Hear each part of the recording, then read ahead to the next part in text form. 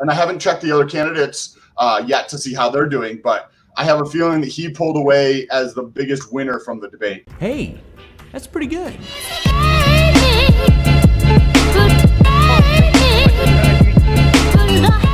YangGang, what is going on, guys? Welcome back to the video. If you guys are new to my channel, my name is Kai Watson. I make videos with Andrew Yang, the YangGang, and talk about different ways to help grow his campaign. I have an amazing guest that I want to bring on. I want to look at a lot of post-debate numbers, especially when it comes to polling, YouTube, all the specifics, and what we can do to really grow, especially when it comes to different social media platforms we haven't looked at.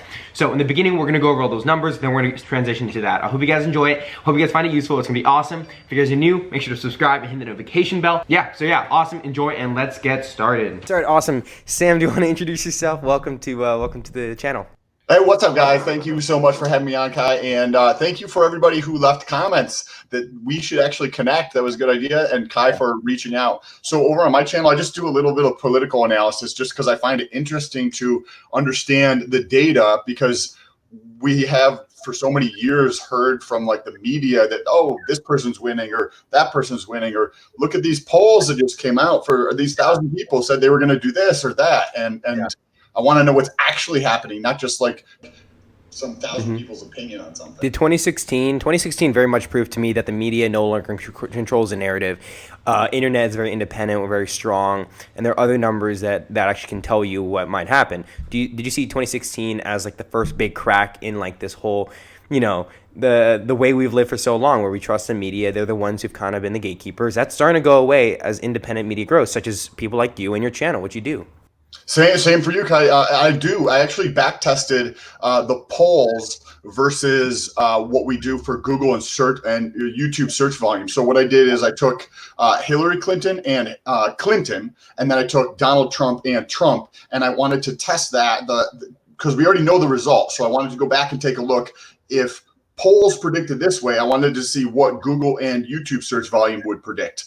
Yeah. And when I went through and did the research for both Donald Trump versus Hillary Clinton and Trump versus Clinton, Donald Trump easily won if you looked at the YouTube search volume and the Google search volume. But when you look at the polling data from back in 2016, it was the other way. That polling data, out of the 13 that I looked at, 12 of them were saying Clinton was going to get in. One of them was saying Trump was going to win. Especially this year, where the news coming out that young people were supposed to be one of the largest voting blocks this year for voting, right? I mean, they got pissed after Trump won. They're going to come out and vote. That means they're engaged online. They're seeing it. And if right now, the numbers that you're going to go into, I'm kind of assuming they might lean a little bit more towards the progressive candidates, possibly Yang. Would that be in line with the indicators that you looked at in retrospect to 2016? I think there's been like a tipping point, or we're going through this transition right now where people are realizing that to win an election is not based upon just the money portion of it. Yes, money is a tremendous player in it, but being able to articulate that message, and you're not playing telephone through like a reporter, through a news agency, through an editor who wants to tell their own narrative to about their own agenda, whether it's trying to get more clicks or more eyeballs or spin something in a certain way, where we came to this time in society where the distribution of media through here is virtually nothing. Like, we're doing this where it would have taken lots and lots of money and effort and potentially other people to set up some type of call like this in the past. And it's through Twitter, and we're like, hey, what's up? Let's get on this call, where that would have taken a lot more time and effort in the past. So with the candidates that want to be elected, they have to know how to actually distribute their message to more people. So given that, I think you're totally true. I think that is how we spread the media out. I think that's a huge reason as to Bernie's outsider success in 2016. I think it could be greater this year with somebody like Yang. So when we look at something like YouTube, when we're looking at this and looking at these numbers as real qualifying numbers for growth and success, what are we seeing right now? What are we seeing during this cycle, especially when it comes to YouTube, and then maybe like individual websites? What are you seeing from that perspective? This is Social Blade. So Social Blade tracks different social profiles. So right here we have YouTube, and we have Andrew Yang's YouTube pulled up. So it tracks different statistics. So this is where I come to look at a lot of the data. Okay. And this is over the past 30 days here. Interrupt at any time, at any moment here. We've got, say, for the first 2 weeks or so, there's one anomaly here where they uploaded about 20 pieces of content in a single day, which is amazing. I think they should continue to do this. Yeah. But we see the average is what, maybe like 30. It's pretty small, but it's. What is it at? Like 130,000? Oh, wow. So this is views per day, and it's maybe an average of like 35 to 40,000. But then we come down here and we look. Oh, that's awesome. That's a lot. Yeah. Wow. The huge uptick. This is 2 days before the debate. They started going up. It went from, you know what I mean? Yeah. And now we're seeing like consistently in six figures, like mid six figures or higher. And this last one down here is only 62 because that's the day we're filming this today. So it's only 2 o'clock in the afternoon here on the East Coast. So there's still, 10 more hours of the day to get more views on here. But for post debate on December 20th or whenever 21st or something, there's a tremendous amount of increase in volume on his site in terms of his YouTube channel. And even if you look at the subscribers over here, so we see the API for YouTube changed recently where they don't give you the exact number of subscribers to Social Blade. Social Blade can only pull like rounded off numbers. Okay. So we see here for the first like 2 weeks, we see an increase of about 4,000, right? Maybe 5,000 if you include this one. And if you come down here in the second half, wow, right? Yeah. There's a big difference. Do you think some of that are they pushing out ads through their YouTube channel so that's can calculate in views, or is it interest? Is interest that big? Because their channel growth is insane. I know Cory Booker has less subscribers than my YouTube channel, which is not, great to where you at. Andrew Yang has so many, and he sees that daily growth, and I think a lot of it is discovery. It's not just YangGang who already know who he is. 100%, because I think we spend a lot of time on the internet and recognize that there's a certain subset of the population who knows who Yang is and follows every single thing that he does. But that's 10%, 15%, whatever that number is. There's still a giant portion of the population who doesn't know who he is. And they're just getting exposed to him for the first time, even though you've been following for a long time. You know what I mean? Like other people who have been. They're still discovering him every day. Yeah, exactly. And this is what's going to propel him to discover when YangGang's always engaging with the videos. I mean, this from an SEO standpoint. You rise up engagement. That gets delivered on the front page. People say recommend it if they're interested in politics. And that's how people really become Yanged. And these numbers are telling me we're seeing extraordinary discovery. And people are really seeing their first instance of Andrew Yang. Look, I want to look at this. This is the total number of views on his channel per month. So this isn't even a year worth of data yet, right? So if we go back to January, so this is exactly a year, right? Because this is the very end of December 2019. So this is about a year ago. He was getting 200,000 views. What is this, to me, being in data, looks like potentially the beginning of an S curve, where you have accelerated growth and then it starts to level out at some point, and it kind of looks like an S. Yeah. How long do you think that growth can go for? Because we are still early stages of Yang. His content is so consumable online that as more and more general public sees him on CNN being talked about, or sees that he's going to raise $20 million this quarter according to our projections and beat Elizabeth Warren, that can be a huge catalyst for news. People discover that. They're looking up Andrew Yang. I mean, I don't know what the ceiling is here with internet growth for him. Like, the internet's so huge and we are strong, but we can still grow. I think what you are doing and what some of the other channels, like as we talk about Yang, and I don't want to position myself as saying that like I know everything about it, or that I even like I want to know the truth, and so I try to stay as objective as possible. Like I'm gonna if somebody else is doing better, I'm gonna just say, hey, this person's doing better. Whatever they're doing, their messaging, their way of distributing it, their way of putting ads out is better or superior. I want to know the truth. But like what I'm seeing with Andrew Yang, and this is actually from a friend of mine who's probably 10 plus years older than me. So I'm 35. He's in his mid 40s to late 40s.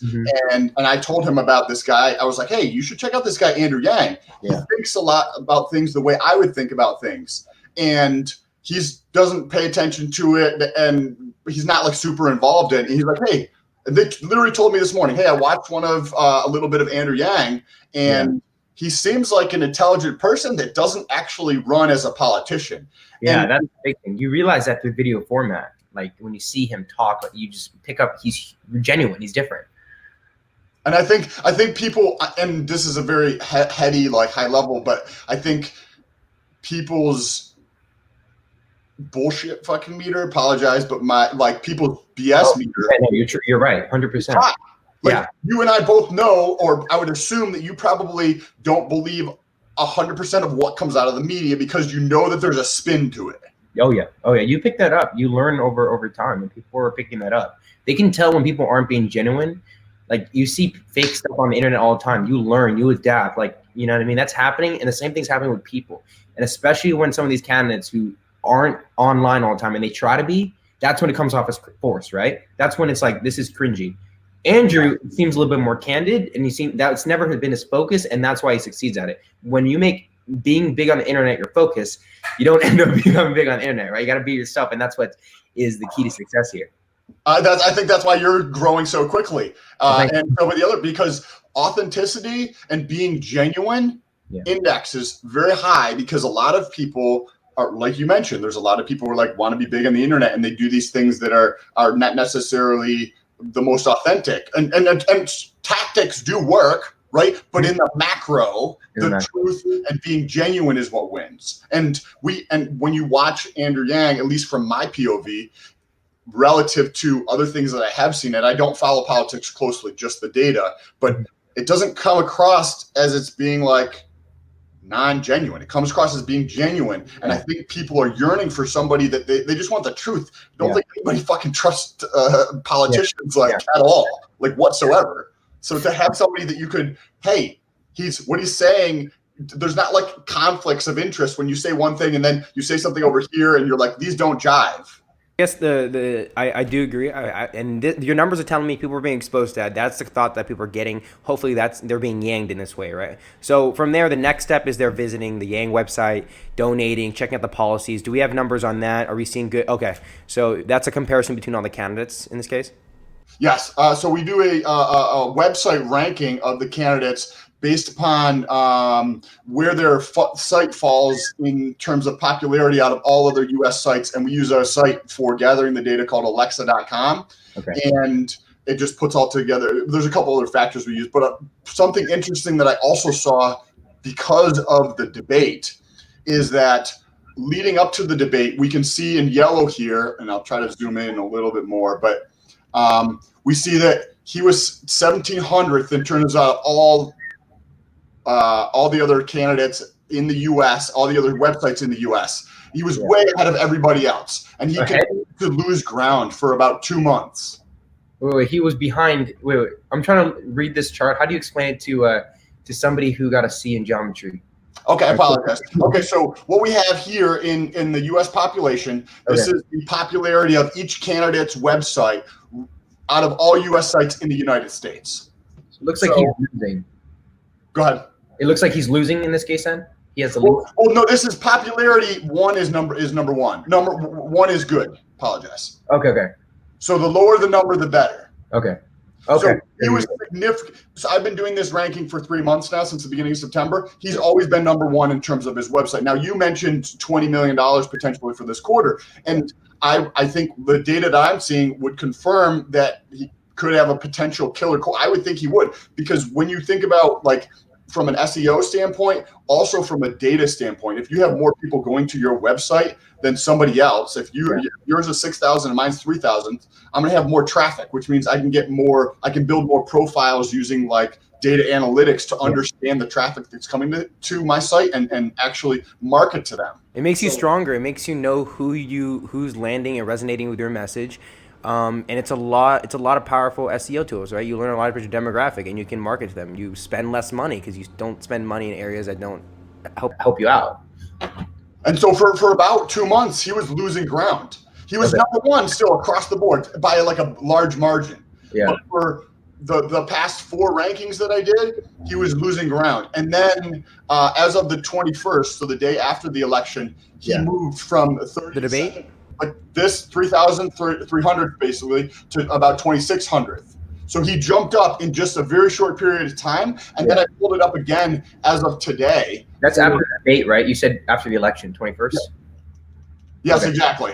Okay. And I pulled up and I apologize, I'm looking for it right now, the ranking as of today, which is the 28th, and we have him even at a higher ranking. Where is it? Wow. I think it's more global. That has to be part of it, right? He has a lot of international support, and it's hard to get international support for someone like Warren or Bernie. But you know what I mean? Like that has to be part of it, right? Why do you think that is more challenging for? It seems like Yang is resonating a little bit better outside the U.S. than other candidates. So I think one was the way he first got his audience, which was his podcast, have more of an international audience. At the same time, the way his policy and the way it's kind of being delivered as an outsider, what I've noticed is that people look at the Bernie Sanders and Warren more from a news perspective from outside this country. They see it more of what's happening. Could they beat Trump? But they see Yang as a little different, more as, you know, setting the path forward, possibly leaving different things that other countries could also adopt. That's kind of been the messaging I've seen, especially because he goes on these podcasts and he's on YouTube so much, and that doesn't have barriers, right? The internet, the way we talk online doesn't have barriers. People are seeing that outside of this country, and that's kind of what my analytics tell me on YouTube as well. It's not 100% US in that. There's a lot more diversity, and I don't think that would be the case if I made YouTube videos for Warren or Bernie. Maybe I'm wrong, but that's kind of how I view it. I know. I think those are tremendous. I mean, I do these like 8 different rankings or something like that, and then a power ranking, and then I do individual state rankings. And I mean, maybe 1 out of all of them, he's not in the top 5 in every single conversation yet. But you look at the polling data, and he's not there. And so this is 8 days after the debate, and we have him ranked at 2,336. So he's gained about 1,000 spots in the U.S. relative to all the other. And I haven't checked the other candidates yet to see how they're doing, but I have a feeling that he pulled away as the biggest winner from the debate. Yeah, that is amazing. It could have something also to do with his policies, right? Because if you hear Medicare for all from Bernie Sanders, you kind of know what he's talking about. You know what Elizabeth Warren's basically fighting for. Yang's really much the outsider, and just because he is growing and entering the mainstream, people have to deal with him. People are looking into what he has to say. That's powerful, and that could be a big reason as to why he has more traffic on his website in comparison to the other candidates, right? Let me ask you a question. I'd love to hear your feedback as well as anybody in the comment section down below. If you guys think about Instagram, right? And we have a Instagram life in the sense that a lot of people actually do things specifically to take pictures for the internet, right? Like I do stuff online, and I was back in New York, and I went to a specific spot to fly my drone so I can get some pictures for online. And so given that we want a novelty, like a freshness to what we're doing, it makes me think that potentially there's a new fresh way of thinking about things that comes across with Andrew Yang that is really resonating with the internet in terms of, hey, we've been doing this other shit for 100 years. Like maybe we should start thinking about doing things a little bit different in 2019 and going forward. Yeah. No, I totally agree that it resonates online. It spreads online, these different ideas. And at the same time, you talk a little bit about TikTok, but I also think like the things he talks about, I mean, $1,000 a month, that's a very memeable, you know, kind of thing that you can talk about online. It's showing up on the meme pages. That's how I first heard about Bernie Sanders in 2016. He's got everything that you need to be successful online, right? And it's showing. It's going to lead to mainstream growth. And in January, February, when people actually give a shit about the election, that's when I think we have the most ground in the game, because the most amount of people who are not politically inclined are going to see him on their Instagram, are going to see them hopefully on TikTok. And I know you're about to talk about that a little bit, but yeah, things like that, right? We're just getting in front of more Americans. So it's good that you bring up TikTok, because I think if somebody really wants to help Andrew Yang, one of the ways that you can do that without spending a tremendous amount of effort in the sense that like going door to door or making phone calls or sending text messages is going on TikTok and spreading that message of Andrew Yang's policies and talking about them. And just every week you could talk about a different policy for 20 seconds and you just make a video and talk about what it is. And then you answer people's questions if they find it. And on TikTok, I'm getting so much exposure that in the last 30 days, I've had over 1 million views. I saw that. That was crazy. Wait, so are you telling it does not just have to be musical, you know, like clips and stuff like that? It can be me being excited, being happy, hearing about Yang news, and there's YangGang out there who'll hear that. And if I can incorporate, you know, a little bit of his messaging, a little bit of his policy, get it to his website. You're saying that can even that can be successful, not just musical stuff. 100, because most of my stuff is not musical, and if you go on that platform relative to other platforms, because we want to look at the spectrum of where you can get your message out, there's a couple of benefits over there. First of all, the audience, right? Yeah. If Andrew Yang wants to impact and really tell his message to Generation Z, well, he's doing a good job in terms of having it online in a lot of places, right? But one of the places where a lot of Gen Z, millennials, and Gen X is starting to age up a little bit, I see, but definitely Gen Z is on TikTok. So you get this audience has very much of a lot of their attention is on TikTok. Yeah. So somebody's telling none of the candidates are on TikTok. Yeah. Why? Yeah. Yeah. Andrew Yang should do this himself. He should be on TikTok or have somebody on his team on TikTok and have an account for them. There's like over 500 million active monthly users on that platform. Mm-hmm. And then the other thing is, when you compare TikTok to other platforms, not on a demographic standpoint, from a distribution standpoint, is that Instagram, if you've used Instagram in the past, Kai, you would post something maybe 6 years ago and you'd get a lot of exposure, right? Yeah. But now it's hard. You're competing against everything else, the algorithm. TikTok, I'm assuming, is different. I mean, if you're getting 1 million views in a month, and I see some of these numbers, I see videos on TikTok that are honestly pretty trashy, and they get like tens of thousands of views. It's got such a quick paced thing that it's easy to consume content. That's why you have this great viewership, this higher engagement, right? Yeah, you get a ridiculous amount of exposure. Wow. Because it's almost like there's this giant wad of like 600 million active monthly users there, but like, you know, the vast majority of your friends don't produce as much content as you do online. So you have 600 million plus people on there every month, and only like 1 million of those people who are producing content. So there's such a appetite for consumption. There's not enough people producing that your stuff gets shown to a lot more people than it would on other platforms where there's 100 million people trying to put out content every day. Wow. Okay, that is amazing. The numbers you showed us, especially as it pertains to YouTube, we are kicking ass online. That's why we try to focus more now as we go into like how we need to be better in person, how we're getting on the ground. January is going to be huge for that. We're getting on the ground. We're doing everything there. We also need to maintain what we're doing online, keep up the, passing it out, giving engagement on the good coverage, and also making sure that we're getting on sites such as TikTok. Because of what you said, the way you cleared it up with, we can post basically just regular videos on there as well. I am going to start doing that as well. I encourage all you guys, talk about Yang. Talk about your Yang journey, your individual reasons as to why you support him. That's powerful. If you can add some music in there too, make it a little cooler like that, then hell yeah, that's more exposure, right? Yeah.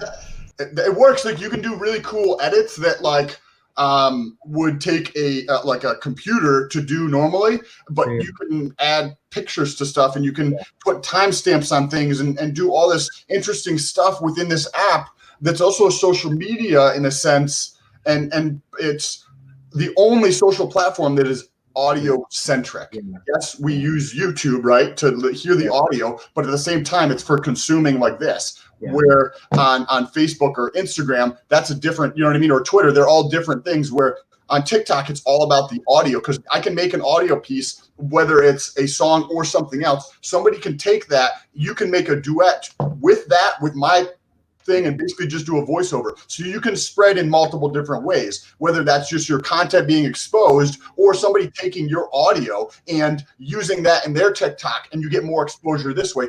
So it almost like increases the amplitude of how somebody can grow.